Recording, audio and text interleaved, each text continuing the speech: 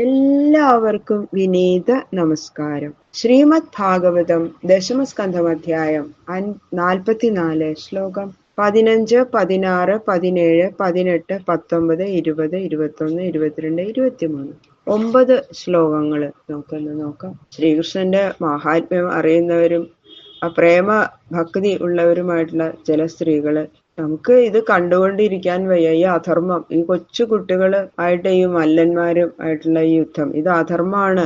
ഒരിക്കലും ഇത് അനുവദിക്കാൻ പാടില്ല. പിന്നെ മധുരാപുരിയെ പറ്റി പ്രത്യേകിച്ചും പറയുന്നു. വ്രജത്തിലുള്ള എല്ലാ ഭാഗവും പുണ്യഭൂമി. ഈ മധുരാപുരി പുണ്യമല്ല. വ്രജത്തില് ഈ പുരാണ പുരുഷനായിട്ടുള്ള ശ്രീകൃഷ്ണ ഭഗവാൻ കളിച്ചു നടക്കണു. അവിടെയുള്ളവര് ആ കൃഷ്ണനെ ആദരിക്കണം. അവിടെയുള്ളവരെ എല്ലാവരെയും ആനന്ദിപ്പിക്കുകയും ചെയ്യുന്നു കൃഷ്ണൻ.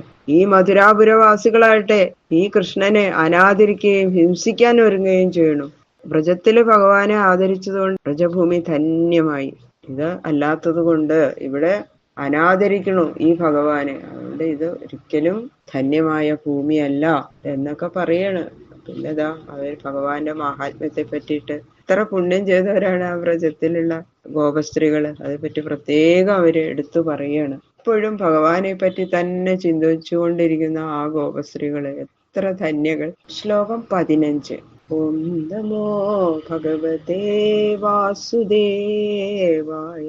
കോമളം കൂജയൻ വേണും ശ്യാമളോയം കുമാരക.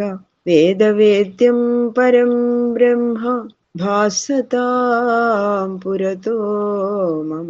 കൃഷ്ണായ വാസുദേവായ ദേവകീ നന്ദനായ ച നന്ദഗോപകുമാരായ ഗോവിന്ദായ നമോ നമഃ.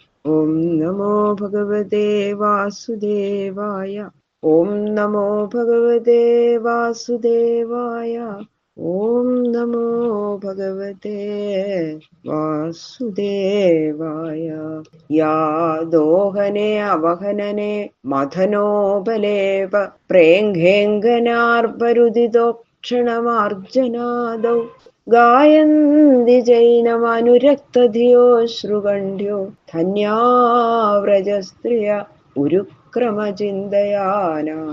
കണ്ടുകൊണ്ടിരിക്കുമ്പോ മാത്രല്ല, കാണാതിരിക്കുമ്പോഴും ആ വ്രജസ്ത്രീകളുടെ ഹൃദയമധ്യത്തില് ഭഗവത് രൂപം പ്രത്യക്ഷം എന്ന പോലെ സ്ഫുരിക്കുന്നത് കൊണ്ട് അവര് തന്നെ നമ്മളെക്കാൾ ധന്യകൾ എന്നതാ വീണ്ടും പറയാണ് ആ സ്ത്രീകള് മധുരാപുരിയില്. ബഹുവിധ മനോഹര ലീലകൾ പ്രദർശിപ്പിച്ച് തങ്ങളെ ആനന്ദിപ്പിക്കുന്ന ഭഗവാന്റെ പേരിലുള്ള അത്യാസക്തി നിമിത്തം യാതൊരു വ്രജസ്ത്രീകൾ പശുക്കളെ കറക്കുക, ധാന്യാദികളെ കുത്തി അരിയാക്കുക, തൈര് കലക്കുക, വീട് മെഴുകുക, കുട്ടികളെ തൊട്ടിൽ കിടത്തി ആട്ടുക, കുട്ടികൾ കരയുമ്പോൾ അവരെ ആശ്വസിപ്പിക്കാൻ പാട്ടുപാടുക, കാലത്ത് വീടുകൾ അടിച്ചു തളിക്കുക മുതലായ ആ പ്രവൃത്തികൾ ചെയ്യുമ്പോഴൊക്കെ ത്യാസക്തിയോടെ ഭഗവത് രൂപത്തെ ചിന്തിച്ചുകൊണ്ട് ഭഗവാൻ ചെയ്തിരിക്കുന്ന ഓരോവിധ അലൗകിക ലീലകൾ പാടിക്കൊണ്ട് തന്നെ ഇരിക്കും. അവരെന്ത് ചെയ്യുമ്പോഴും ഭഗവാനെ പറ്റി ഇങ്ങനെ പാടിക്കൊണ്ടിരിക്കും. മനസ്സ് ചെയ്യുന്ന പ്രവൃത്തിയിലൊക്കെ ഭഗവാനിലാണ്. അപ്പോ അവർക്കുള്ള അതിഭക്തി നിമിത്തം അങ്ങനെ കണ്ണുനീര് പുറപ്പെടുകയും അതുകൊണ്ട് കണ്ഠരോധം സംഭവിച്ച്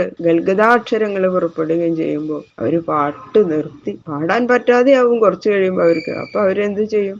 പാട്ട് നിർത്തിയിട്ട് ആ ഭഗവത് രൂപം ഇങ്ങനെ ചിന്തിക്കും. അപ്പോ ആ കോമള രൂപം അവരുടെ മുമ്പിൽ നിൽക്കുന്നതായിട്ട് അവർക്ക് ഇങ്ങനെ കാണും. ഇങ്ങനെ എന്ത് ചെയ്യുമ്പോഴും സർവ്വ വ്യാപാരങ്ങളിലും ഭഗവത് ചിന്തയോടെ കാലം കഴിക്കുന്ന വ്രജസ്ത്രീകൾ തന്നെയാണ് നമ്മളെക്കാൾ എത്രയോ ധന്യകൾ എന്ന് പറയുന്നത്. അതാണ് അവര് പറയണത്. ഒരു സ്ത്രീ അല്ലെങ്കിൽ ഒരാള് എത്രത്തോളം വലിയ ഭവനത്തില് ധനാദി സമൃദ്ധി അനുഭവിച്ചുകൊണ്ടിരുന്നാലും ധന്യനായിട്ട് വരില്ല. ഭഗവത് ചിന്ത ഹൃദയത്തിൽ നിന്ന് വിട്ടുപോകാതെ ഇരിക്കുകയും അതിന്റെ ബാഹ്യലക്ഷണമായ അശ്രു, പുളകം മുതലായ നിമിത്തമുള്ള ആ സാത്വിക ആനന്ദം അനുഭവിക്കുകയും ചെയ്യുന്നത് ആരാണോ അത് ആരായാലും വേണ്ടതില്ല, അവര് തന്നെയാണ് അതിധന്യൻ. പ്രാതവ്രജാൽ വ്രജത ആവിശതശ്ച സായം. ഗോഭിഃ സമം ഗുണയതോസ്യ നിശമ്യ വേണും.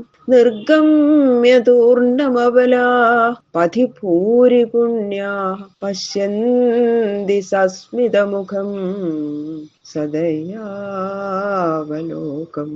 രാവിലെ ആ ഗോകുലത്തിൽ നിന്ന് പശുക്കളെ ആട്ടി കാട്ടിലേക്ക് പോവും. പിന്നെ വൈകുന്നേരം ഗോകുലത്തിലേക്ക് മടങ്ങി വരികയും ചെയ്യുമ്പോൾ ആ വേണുഗാനം ചെയ്യുന്നത് കേട്ടറിഞ്ഞ സ്ത്രീകള് ഉടനെ അവരുടെ പ്രവൃത്തികൾ നിർത്തി ഗൃഹത്തിൽ നിന്ന് പുറത്തു വന്ന് നിൽക്കും. ഭഗവാൻ അങ്ങോട്ട് പുറപ്പെടുന്ന ശബ്ദം കേൾക്കാം. അപ്പോഴേക്ക് എന്തൊക്കെ പണി ചെയ്തിട്ട് അവരുടെ ചെവിയിലപ്പോ ആ വേണുഗാനം മാത്രമാണ് മുഴങ്ങണത്. അതാ പുറപ്പെട്ടു കണ്ണൻ.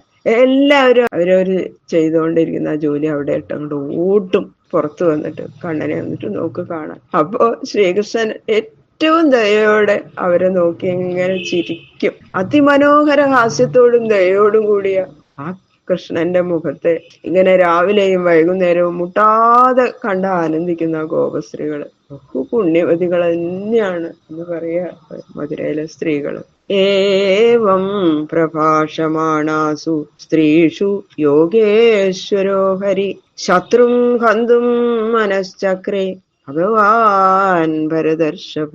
ഹേ ഭരതകുലത്തിൽ ഉത്ഭവിച്ച മഹാരാജാവേ, പറയണു ശ്രീ ശുഖബ്രഹ്മർഷി, സ്ത്രീകള് ഇങ്ങനെ പറഞ്ഞുകൊണ്ടിരിക്കുമ്പോ 6 വിധമായ ഐശ്വര്യങ്ങളുടെ നിവാസ സ്ഥാനമായും എല്ലാം ചെയ്യാൻ സമർത്ഥനുമായിരിക്കുന്ന ഭഗവാൻ ശ്രീഹരി തന്റെ ശത്രുവിനെ സംഹരിക്കാൻ ഇനി സംഹരിക്കേണ്ട സമയമായി ഈ മല്ലന്മാരെ എന്ന് ആണ് നിശ്ചയിച്ചു. സഭായാ സ്ത്രീഗിര ശ്രുത്വാ പുത്രസ്നേഹസുജാതുരൗ പിതരാവ് അന്വതപ്യേതാം പുത്രയോരബുധൗ ബലം. ആ സഭയിലിരിക്കുന്ന സ്ത്രീകൾ ഇങ്ങനെ പറയണത് അവിടെ നിൽക്കുന്ന നന്ദഗോപുരം മറ്റുള്ളവരൊക്കെ കേട്ട് ആ പുത്രസ്നേഹാധിക്യ നിമിത്തമുണ്ടായ ശോകം കൊണ്ട് പരവശരായി. ആ പുത്രന്മാരുടെ അപ്രാകൃത പൗരുഷം അറിയാത്തവരായിട്ട് വളരെ വ്യസനിച്ചു. അവരെ കണ്ടപ്പോ അങ്ങോട്ട് സങ്കടം തോന്നുകയാണ് നന്ദഗോപർക്കും ബാക്കിയുള്ളവർക്കും. ഇപ്പൊ യശോദാദേവി എന്ന് പറയണ യശോദ വന്നിട്ടില്ലല്ലോ അവിടേക്ക്. ബാക്കിയുള്ള സ്ത്രീകള് അമ്മമാരെ പോലെ തന്നെയുള്ള സ്ത്രീകളാണ് കണ്ണന് ശരിക്കും. അതുപോലെയുള്ള സ്ത്രീകളും നന്ദഗോപരും ബാക്കിയുള്ള ഗോപന്മാരും എല്ലാവർക്കും സങ്കടം വന്നിട്ട് വളരെ വ്യസനം തോന്നി. ഈ കൊച്ചു കുട്ടികള് ഈ മല്ലന്മാരെ യുദ്ധം ചെയ്യാൻ വേണ്ടിയിട്ടാണല്ലോ മല്ലന്മാരോടുകൂടി ഈ കംസൻ നിയോഗിച്ചത്. പറയാനും വയ്യ, രാജാവല്ലേ. അപ്പൊ ഇനി അങ്ങനെ ഇവരുടെ മനസ്സിലുണ്ടെന്നുള്ളത് ഭഗവാന് മനസ്സിലായി. തൈസ്തൈർനിയുദ്ധ വിവിധൈ അച്യുതേതരൗ യുയുധാദേയധാന്യോന്യം തഥൈവ ബലമുഷ്ടികൗ. ആ ദ്വന്ദ്വയുദ്ധം ചെയ്യേണ്ടതായത് വിധികൾ എന്തെല്ലാം ഉണ്ടോ അതൊക്കെ അനുസരിച്ച് ശ്രീകൃഷ്ണനും ചാണൂരനും തമ്മിൽ യുദ്ധം ചെയ്ത പോലെ തന്നെ ബലരാമനും മുഷ്ടികനും തമ്മിൽ യുദ്ധം ചെയ്തു. ഭഗവത്ഗാത്ര നിഷ്പാദേ വജ്രനിഷ്പേഷ നിഷ്ഠുരൈ ചാണൂരോ ഭജ്യമാനാംഗോ മുഹുർഗ്ലാനിമവാപഹ. അതികോമളാംഗനായ ഭഗവാന്റെ കൈ, കാല് മുതലായ അവയവങ്ങള് ചാണൂരന്റെ ദേഹത്ത് വീഴുമ്പോ വജ്രായുധം വീഴുമ്പോഴുണ്ടാകണ പോലെയുള്ള അത്യന്തം കഠിനങ്ങളായിട്ടാണ് ചാണൂരന് തോന്നുന്നത്. മൃദുലായിട്ടുള്ള കയ്യ്, കുഞ്ഞു കൈ ഭഗവാൻ ചാണൂരനെ ഇടിക്കുമ്പോ അങ്ങനെ ഒരു വജ്രായുധം, ഒരു ഇരുമ്പ് അല്ലെങ്കിൽ കരിങ്കല്ലൊക്കെ മേത്ത് വന്ന് വീണ മാതിരിയാണ് വജ്രായുധം വീഴുമ്പോലെ പോലെയാണ് തോന്നിയതെന്നാ പറഞ്ഞത്. അത്ര അസഹ്യങ്ങളായ അടികളും അതിങ്ങനെ കൊണ്ടിട്ട് അവയവങ്ങളൊക്കെ തകർന്നു പോയി ചാണൂരന്റെ.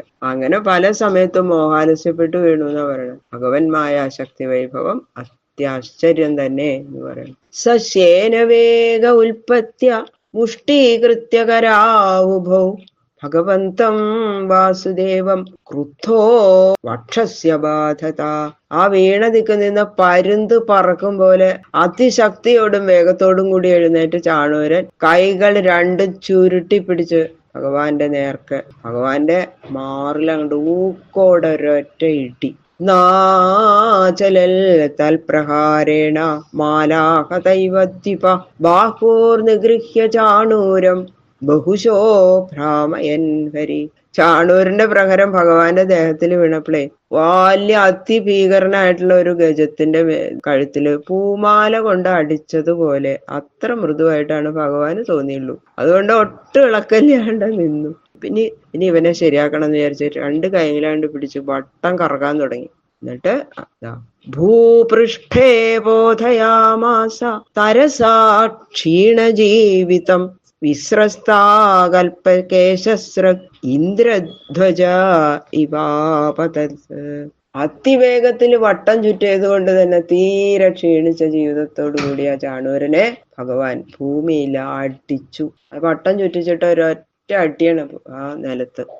അപ്പൊ തന്നെ അവന്റെ ആഭരണങ്ങളും തലമുടിയും മാലകളും കഴിഞ്ഞ് ഇന്ദ്രധ്വജം എന്ന പോലെ നിലത്തു വീണു. അതായത് ഈ ഗൗഡരാജ്യങ്ങളിലെ ഉത്സവ സമയത്ത് ഈ പുരുഷന്റെ ആകൃതിയില് ഒരു വേഷം ഉണ്ടാക്കി അതിനെ ഒക്കെ അലങ്കരിച്ച് മേൽപോട്ട് ഉയർത്തിക്കെട്ടും. അതിനെയാണ് ഇന്ദ്രധ്വജം എന്ന് പറയുന്നത്. ആ കെട്ടിയിട്ടിരിക്കുന്ന കയറ് അറ്റാൽ ആ വേഷം താഴത്ത് വീഴും പോലെ കർമ്മക്ഷയത്താൽ നശിച്ച ജീവിതത്തോടു കൂടിയ ചാണൂരനും വീണു. അതാണ് അതിന്റെ അർത്ഥം. അങ്ങനെ മുഷ്ടികനെയും ബലഭദ്രം കൊല്ലണു. അത് അടുത്ത ദിവസം കേൾക്കാം. സർവത്ര ഗോവിന്ദ നാമ സങ്കീർത്തനം. ഗോവിന്ദ ഗോവിന്ദ.